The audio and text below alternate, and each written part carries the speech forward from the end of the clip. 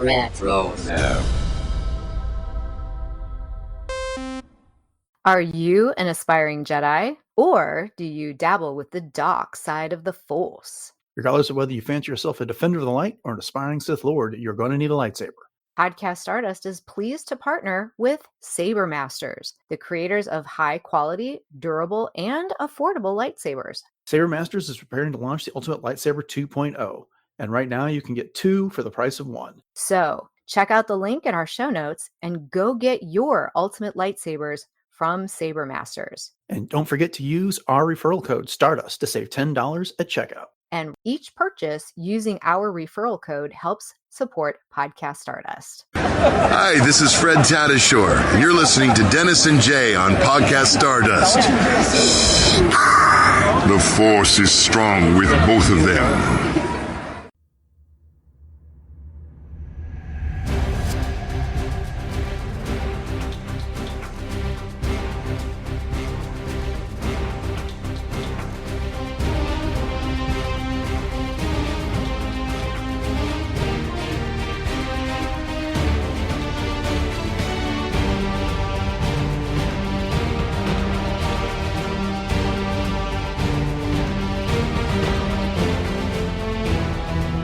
Hello there, and welcome to Podcast Stardust. This is the fully armed and operational podcast dedicated to Star Wars news, reviews, and discussion. I'm Dennis Keithley.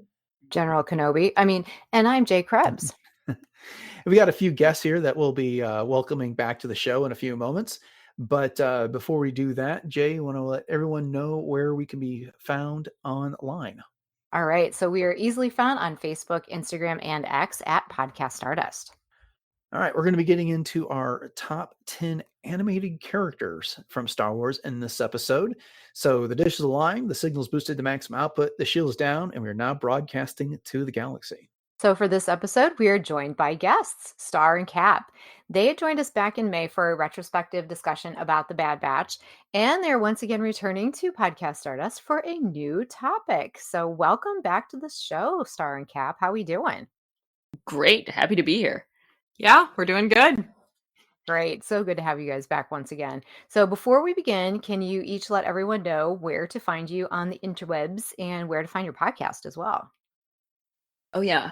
So we are both on Instagram and also on TikTok. Thank you. We're on both of those. I'm the Captain 501. And I'm Star Spangled Comet.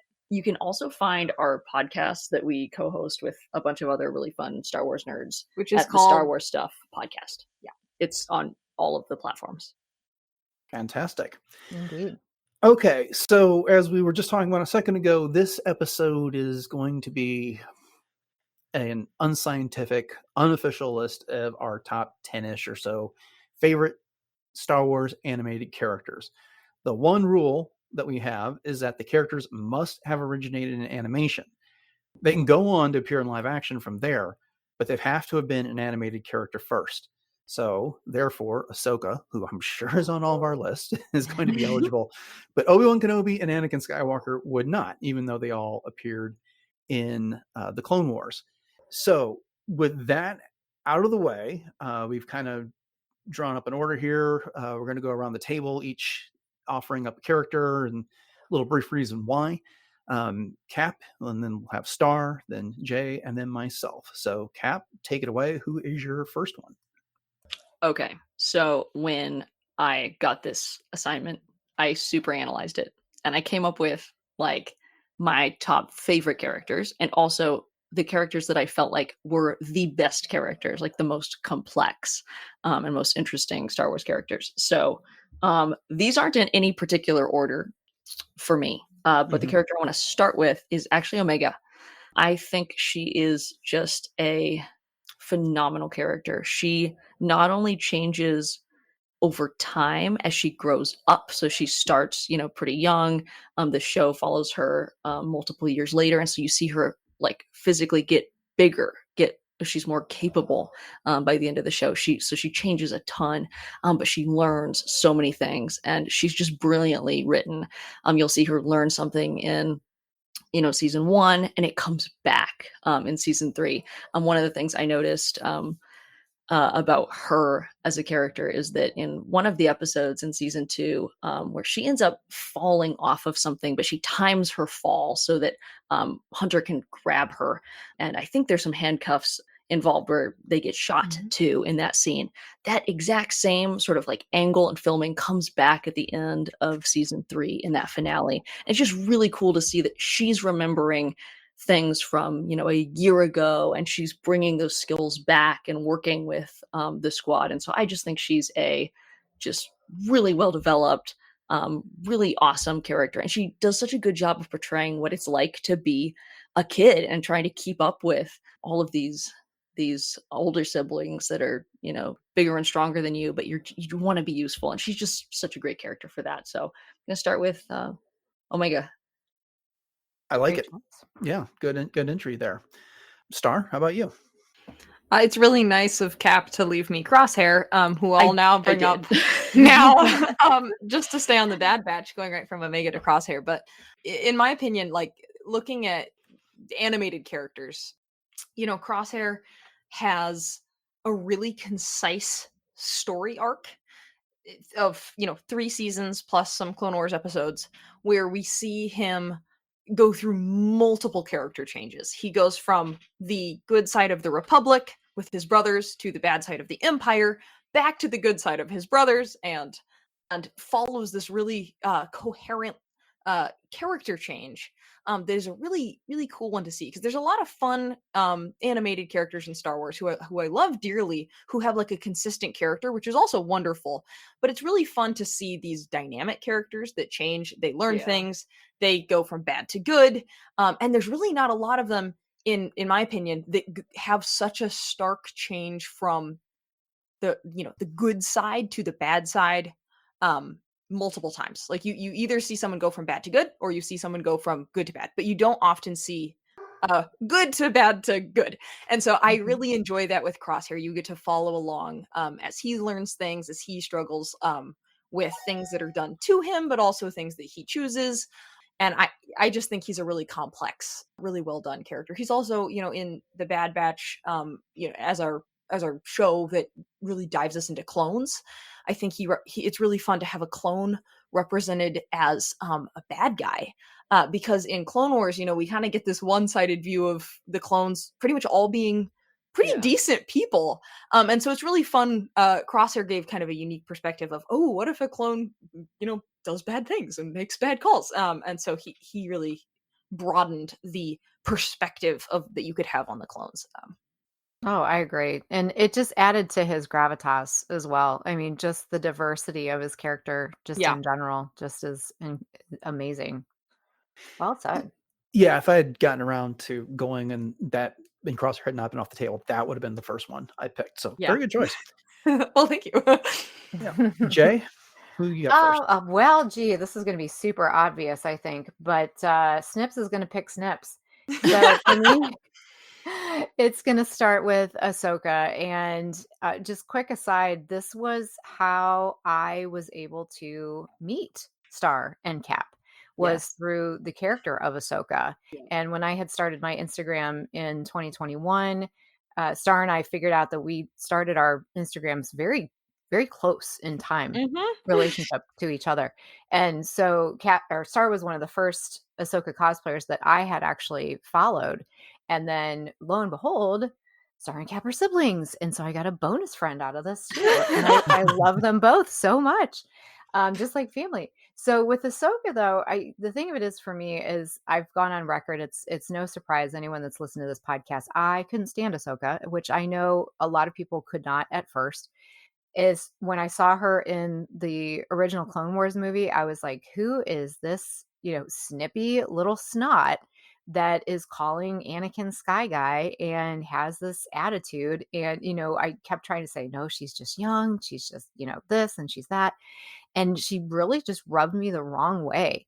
And it took me a little bit to warm up to her character. But then once I did, and I started realizing how many layers of depth there actually is to her character, and just how she evolves through the entire Clone Wars series, and then of course through Rebels and now in live action, I decided to become Ahsoka for a lot of different reasons and to just embody all of the values and the traits that she has, and it's been an honor to do that. But just watching her over and over and over again in the Clone Wars, and I tend to pick up different things every time I rewatch the series, which just when I think I've noticed everything, or I've picked up on all of the nuances, or I have been able to analyze every layer of dialogue, there's something new.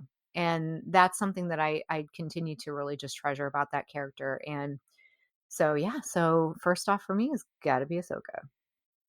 What I like about this first round is that it included both Omega and Ahsoka, because Mm-hmm. these are two characters that I don't know were the best well received when they were first introduced. Yeah. But as they developed and the writing team and the actors behind them got to know the characters, and the characters matured throughout their story arc, they became very endearing. So, Yeah. so you all said these like wonderful, awesome, deep things about your choices. I'm not going to do that. I'm going with Hondo Anaka for my first choice.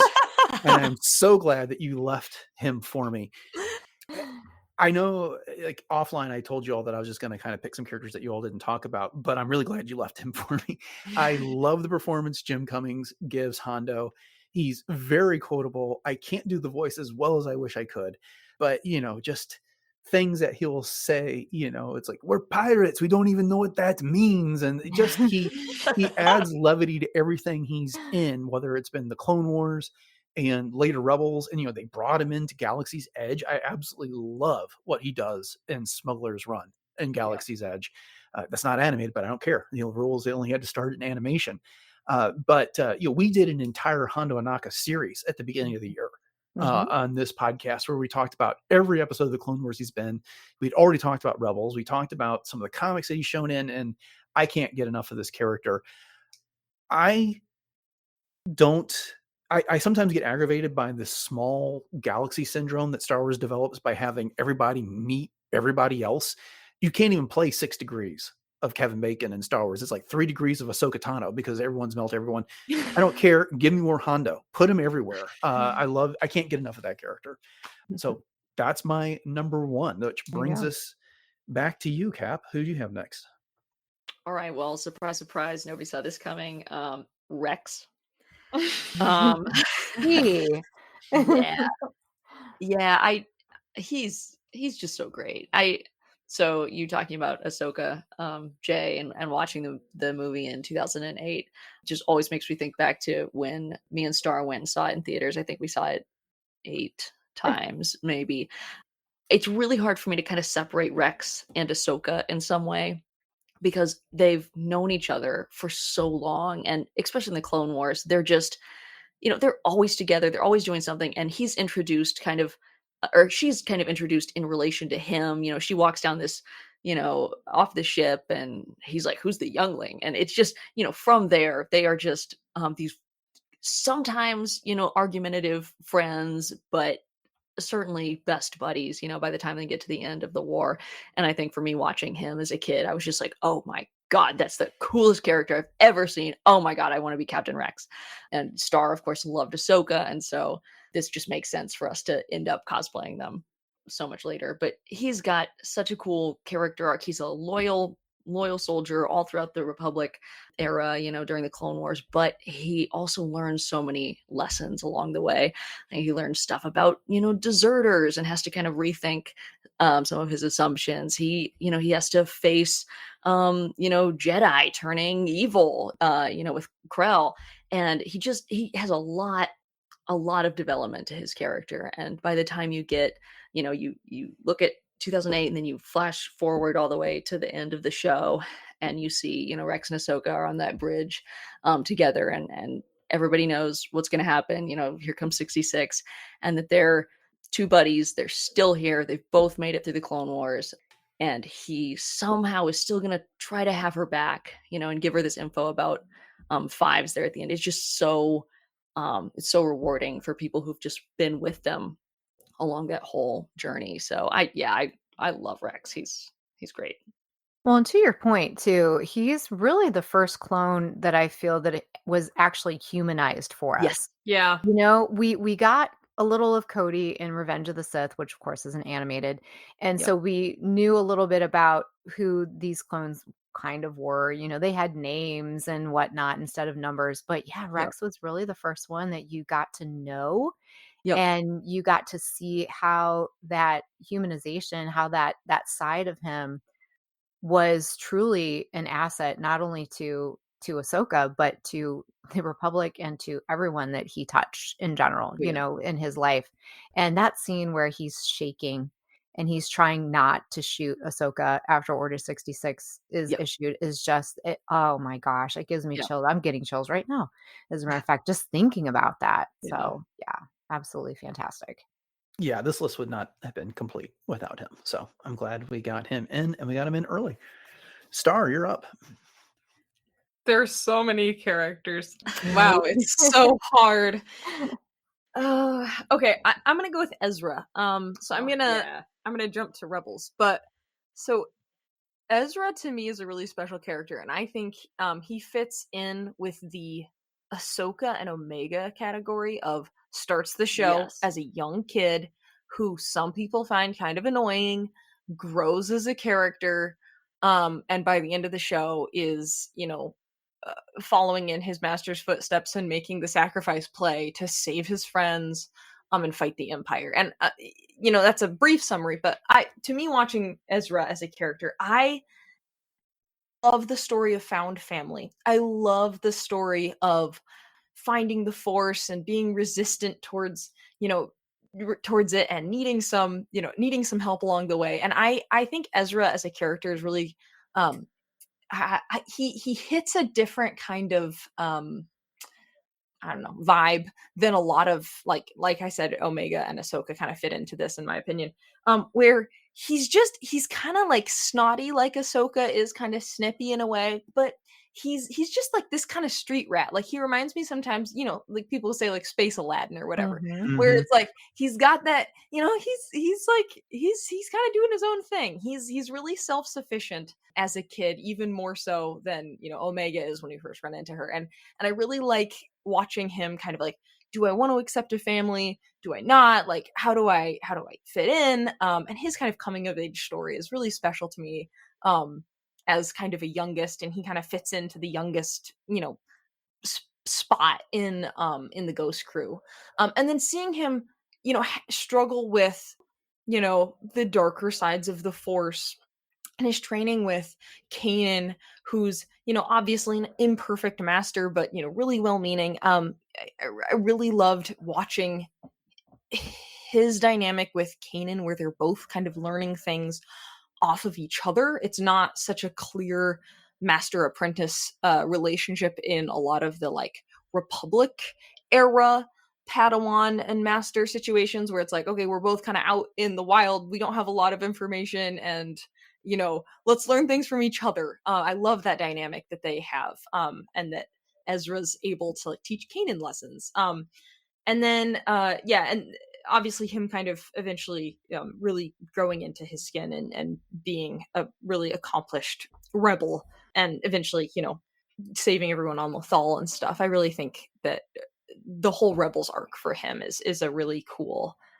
coming of age story for him as a character. So Oh, so Definitely. well put. Yes, I love the what you said about just the relationship dynamic, because I think it's also very relatable. Mhm. What a lot of the things that he goes through, and especially for those that have watched the show for years and kind of grown up with characters like Ezra and like Ahsoka, and just sort of Mhm. seeing themselves mirrored in that too.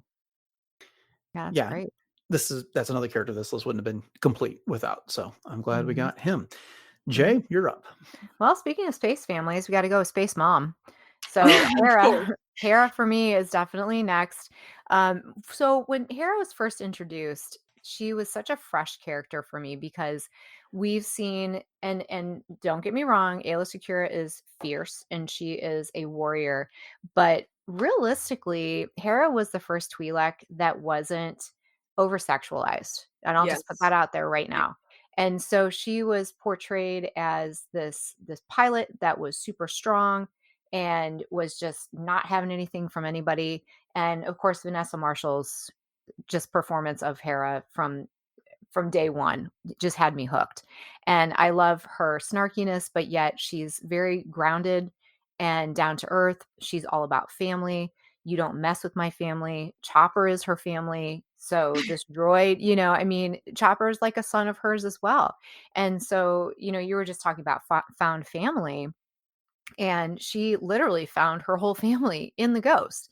And I don't think that she originally set out to do that, but because of her upbringing, especially with Cham and her mother as basically rebels as well, on Ryloth, and her upbringing and everything that she saw, she knew that this was a path that she needed to follow.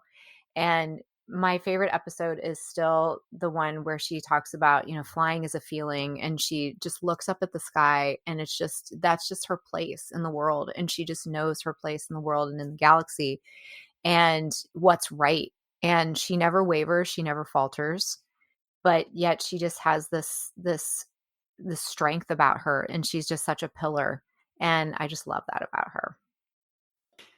So I wrote a list of the characters I thought you were going to guess, and I'm 2 for 2 so far. Well, of course you are. those two weren't too hard to come up with, but we'll and see I how knew I do. you were going to pick Hondo. I'm sure you did. That's like, yeah, that's pretty obvious too. Yeah, you guys are very eloquent. Now I have to follow that up, but I'm going to take us down the villainous route, and I'm going to go with Cad Bane. And the reason I am picking him is I think he is actually one of the best well done villains that we've got. For this reason, he's some brand of evil. He's all about himself. He's looking out for himself. Not that I admire that. He does not have any redeeming personal qualities. But Cad Bane knows who he is. Cad Bane knows what he's about. And this is not a character that ends up growing outside of himself to some ridiculous, I'm going to take over the galaxy type of mission. He is a bounty hunter. He is out to make money by bringing in bounties. And too often, I think in a lot of animated series, this type of character at some point would do one of two things. They would have an unsatisfying redemption arc, or they would their ambition would like go wildly out of control, and they would be trying to take over a world, the galaxy, or something like that. But he has pride in being the best bounty hunter in the galaxy until Boba Fett eventually comes around.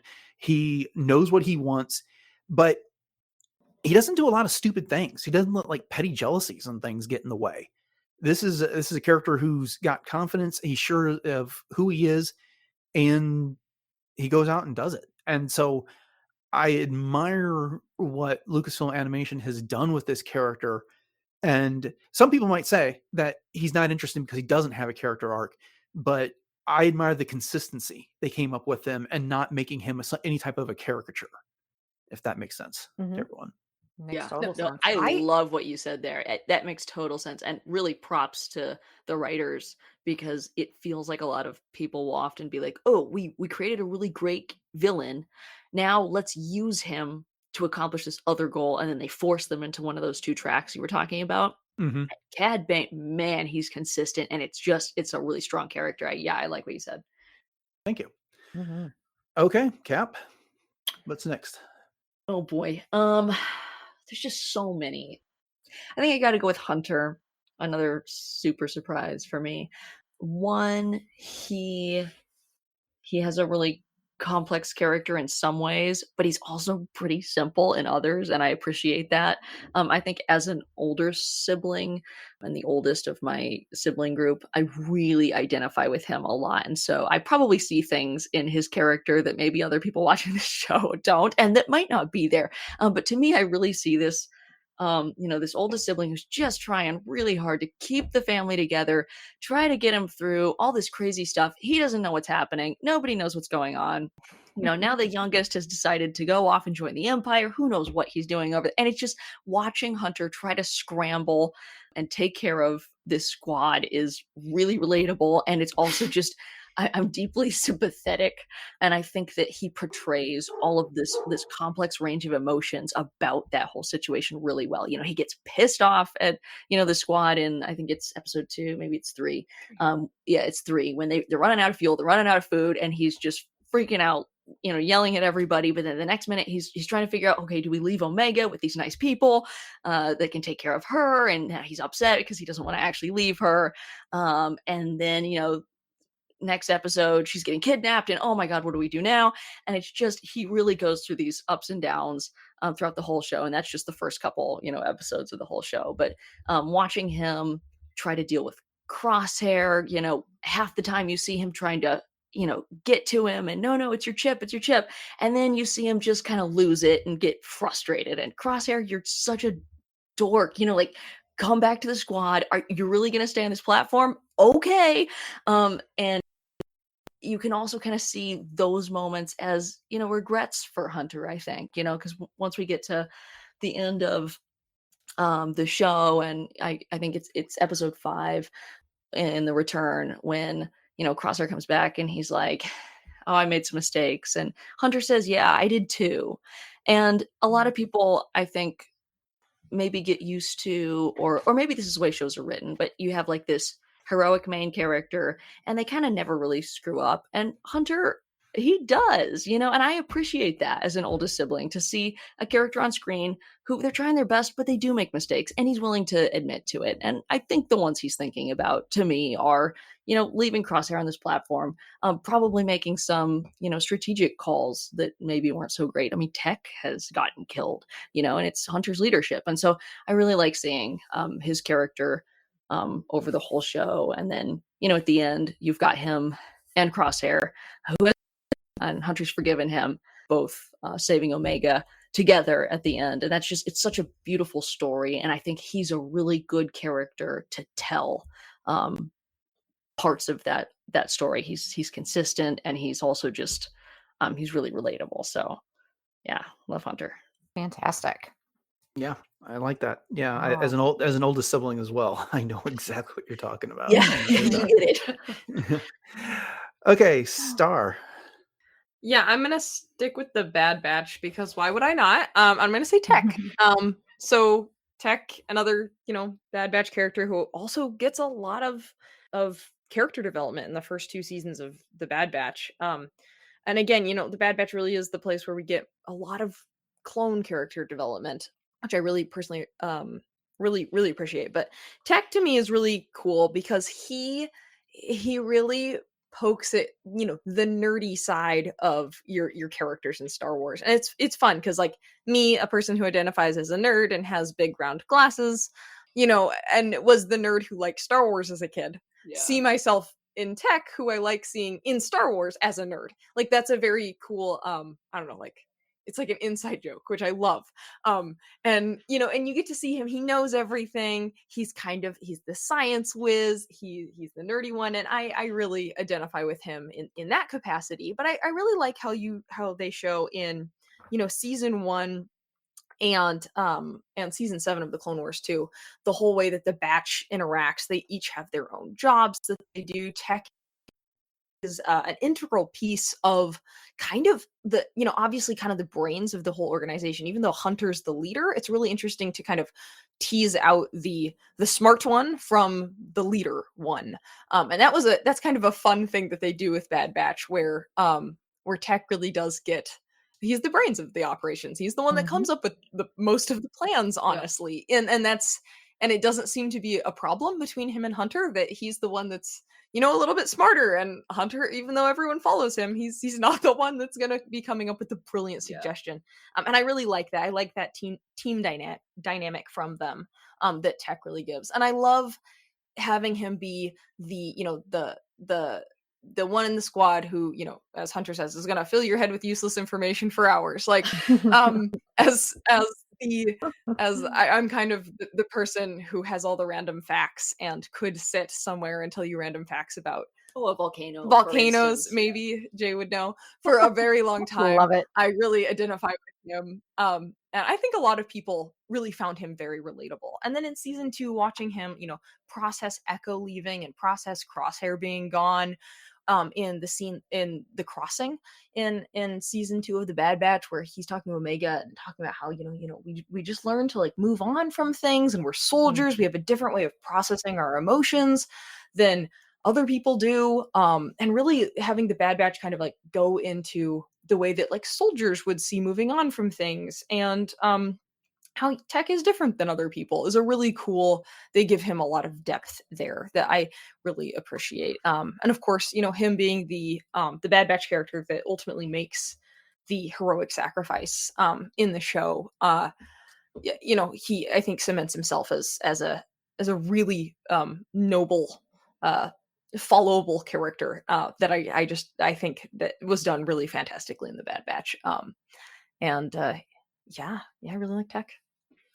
Yeah, Jay knows Absolutely. that Tech was my favorite of the Bad Batch, and I was very salty that he died off at the end of season 2 about it. Mhm. I've been purposely like avoiding clones because what I knew of you two, they were going to show up on the list and be well represented. So I'm glad we got Tech in there. That makes me happy that we got him on this list. Jay, you're next. All right. So next one on my list is the hairless harpy herself, Asajj Ventress.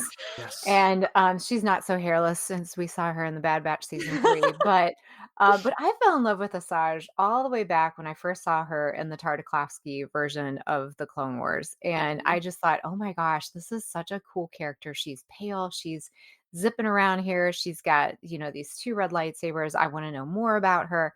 And just knowing about her backstory and just the tragic nature of everything that she's gone through.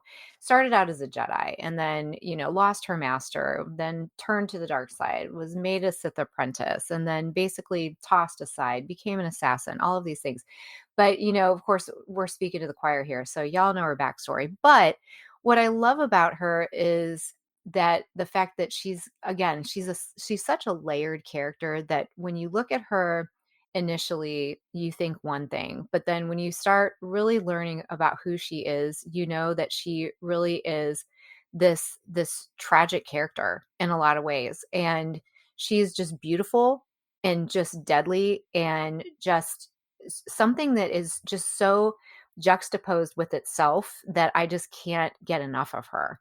And what some of the things I love is just her and Obi-Wan flirting. I mean, I love the banter between the two of them in the Clone Wars, but yet she can be so incredibly vicious. The scene that always sticks out to me the most when I think about Asajj from the Clone Wars is the time that she stabs the clone with her lightsaber and then kisses him as she's killing him. And it's like, oh wow, that is just wow. They edited that So out of the home yeah, streaming. Yeah. they did. I know. And so you don't get to see that anymore. But again, it's just one of those kind of characters that I cannot get enough of. And so I was really happy to see her come back in the Bad Batch. And as we had talked about, she's kind of got this unresolved story that we'd love to see again. But the book Dark Disciple continues to be one of my top favorite books of all Star Wars novels that I've ever read. So that says a lot. So if Christy Gold never wants to give us a sequel to that to explain what happened after Bad Batch, I would love that. So Asajj, there you go. I had that on my list for you too. Of So course, we've been yeah, podcasting for how many years now? yeah. But if you hadn't said Asajj with this choice, then I was going to go ahead and talk about her as well because it's Well, good. that's a character that is important. Okay, my choice probably isn't necessarily one of my favorite characters, but I'm including him just so that we talk about Mandalorians. And so I'm going to throw Pre Vizsla in there. Nice. I absolutely love what the Clone Wars did for the Mandalorians and bringing them back into Star Wars and bringing them back in such a big way. And of course, we have 2 factions of Mandalorians. We have those that have gone a more pacifist route, and then we've got Death Watch, and Pre Vizsla is in charge of that. I loved how even when he lost his duel with Darth Maul, he still lived up to the code that they live by, which is, he didn't call for his men to intervene on his behalf. He lost that duel fair and square. Maul's going to win and take the Darksaber for him. I do like how, he was unabashedly teaming up with Bo-Katan, like, preparing to betray Maul and Oppress because they were a means to an end. He didn't particularly like the idea of the criminal cartel, but again, those were a means to an end to take over Mandalore. And so, I just can't say enough about this, what characters like Pre Vizsla did for Mandalorians, because we got them in Legends with with the, what was it, Jay? Why is the name of the book of the series escaping me? Oh, Republic Commando? Is that what you're Yeah. talking about? Why did that escape my mind? But it did. Oh, you're good. Yeah. But, we got a lot of Mandalorian culture there, but it seemed really refined in the Clone Wars. And I like the directions that they took it. And I think Pre Vizsla is a symbol of that. So that's why I've added him to the list. Good choice. Okay. We have enough time for kind of a lightning honorary mention round. So y'all can pick one more character, but you only get about 30 seconds to tell us why you like them. So, Cap, go ahead. Okay, 30 seconds. I could do this. Mhm. Instead of a clone, I'm going to talk about Kanan. He's just great. Again, lots of character development, huge character arc. He's complex. He's really interesting. He's got we've seen part of his childhood now with Bad Batch. His sacrifice at the end is beautiful. He's a really cool, really relatable character. I couldn't say enough about him, but I've got 30 seconds, so there it is. Star. All right, my lightning round, I'm going to give it to fives. Keep with the clones. Also, fives is a huge integral part of Clone Wars and discovering the chips. That of course becomes really important for the clone story. His whole character arc going from, we see him training on Kamino to becoming an ARC trooper to then ending up, seeing Emperor Palpatine, discovering the chips, and becoming an integral part in the finale of season 7 of the Clone Wars, where, ending up helping Ahsoka figure out what it is with the chips. I think Fives is a huge character for that. All right. Awesome. Jay?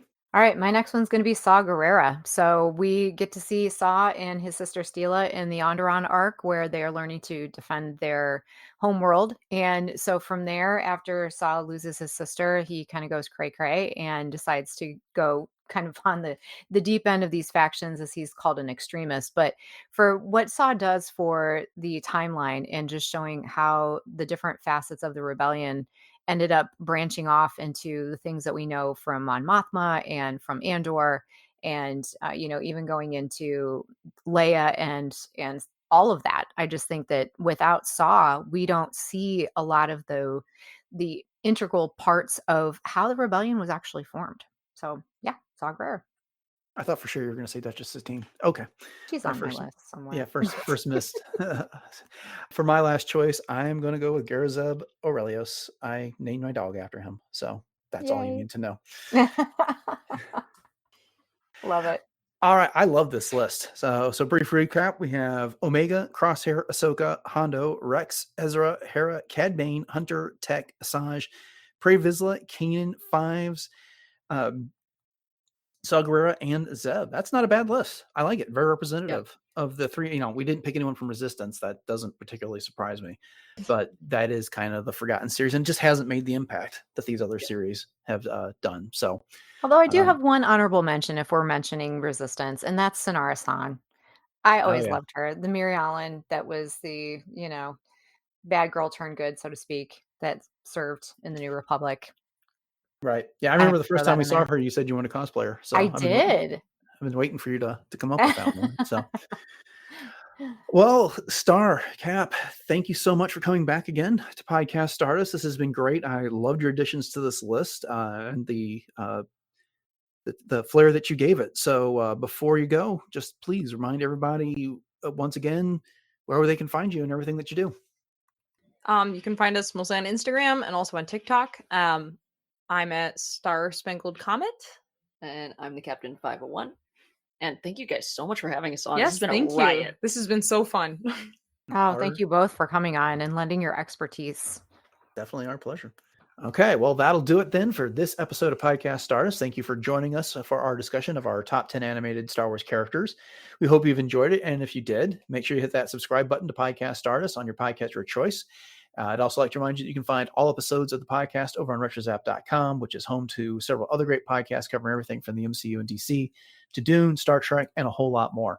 As always, we greatly appreciate your 5-star rating reviews on your podcatcher of choice. We also very appreciative of when you share the show and your favorite episodes on social media with your friends. With that in mind, Jay, I want to remind everybody where we can be found online. You got it, Dennis. We are on Facebook, Instagram, and X at Podcast Stardust. And you can also find our Pinterest boards with all kinds of fun ideas over there, and our YouTube regular outlet, as well as our YouTube music. So head over there, like and subscribe and share. And we're having some good interactions over there as well.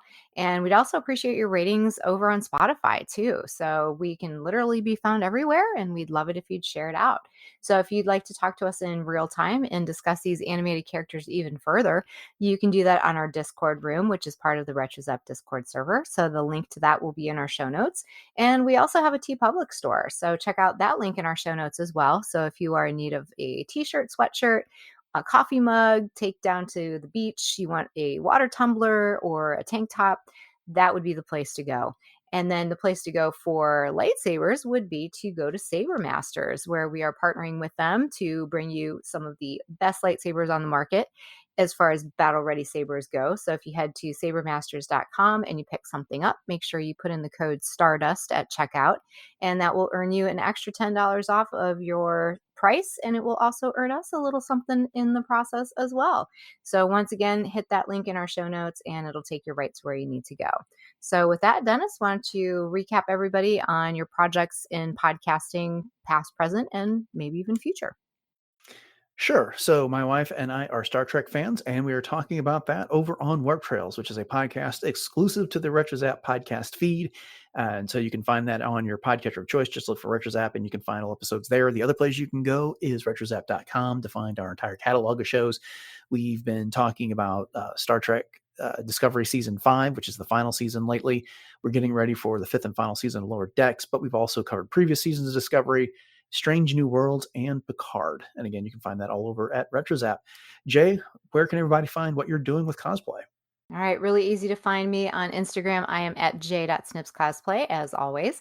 And so always having a ton of fun as Ahsoka, as two different versions of Ahara, one from Rebels and one from the Ahsoka series, as well as my original concept Mandalorian based on Tahiri Vela and my fourth sister as well. So check that out and keep up to date on my appearances, as well as just any kind of fun that I happen to be up to. So once again, that's at j.snipscosplay. All right. Well, this is one of the last few episodes that we've recorded in advance to take care of some early vacation time this summer. We'll be getting back into our regular schedule soon with coverage of The Acolyte, more Star Wars news, and some other discussions. We got some Star Wars books we need to catch up on. So, just be on the lookout for all of that. But until then, thanks for listening to this episode of Podcast Stardust, everyone. Have a great day. And until next time, may the Force be with you.